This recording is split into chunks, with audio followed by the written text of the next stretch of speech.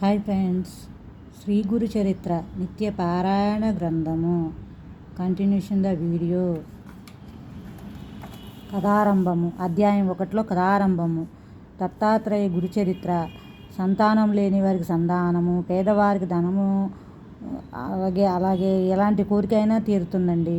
ఆకలి దప్పులు కూడా కాలినడక గ్రామాన్ని సమర్పించారు. ప్రాయోపవేశం చేయదలిచి అతను శ్రీ గురుని స్మరించి ఇలా మొరపెట్టుకున్నాడు. అందరి కష్టాలు తొలగించే మీ నామస్మరణతో నా కష్టాలు ఎందుకు తొలగడం లేదు? అందుకు నా పాపాలే కారణమైతే సర్వపాపహరణమైన మీ నామం వాటికి ఎందుకు నశింపజేయలేదు?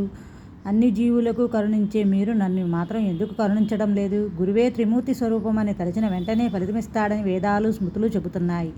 ఈ కలియుగంలో శ్రీ నృసింహ సరస్వతి స్వామియే అంతటి గురువని కీర్తి వచ్చింది కదా, మరి నా పట్ల అది ఎందుకు నిరూపణ కావడం లేదు? అలా నిష్ఠా ఓర్మితో కూడిన నిరంతర సేవ వలన మాత్రమే భక్తుని హృదయం శుద్ధమై ఎప్పుడూ అన్ని జీవులపై వర్షిస్తుండే గురుకృప అనుభవమవుతుందని సాయిబాబా, రమణ మహర్షి, అక్కలకోట స్వామి వంటి మహనీయులందరూ చెప్పారు. అనుగ్రహం అన్నది ప్రత్యేకించి ప్రసాదించేది కాదని ముందు ముందు సిద్ధుడు కూడా ఇతడికి చెబుతాడు. గురుభక్తుడు ఏ మహాత్ములను దర్శించినా తనకు గురుకృప లభించేలా ఆశీర్వదించమని కోరాలి.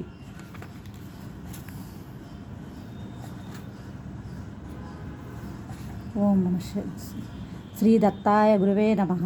శ్రీ శ్రీపాద శ్రీవల్లభాయ నమః. శ్రీ నృసింహ సరస్వత్యే నమః. జై గురుదత్త. శ్రీ గురుదత్త. అతడు చేసిన తప్పేమో ముందు ముందు సిద్ధుడు చెబుతాడు. అయినా దానిని కూడా మన్నించి శ్రీగురుడు అతనికి త్వరలో స్వప్న దర్శనమిస్తాడు. సిద్ధుని దర్శనం సన్నిధి ప్రసాదిస్తాడు. ఈ రీతిన శ్రీగురుడు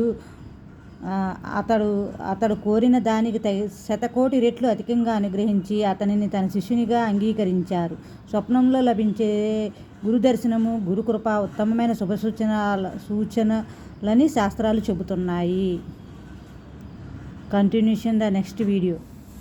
గురుచరిత్ర అధ్యాయం 2 చెప్పుకున్నాం రేపు.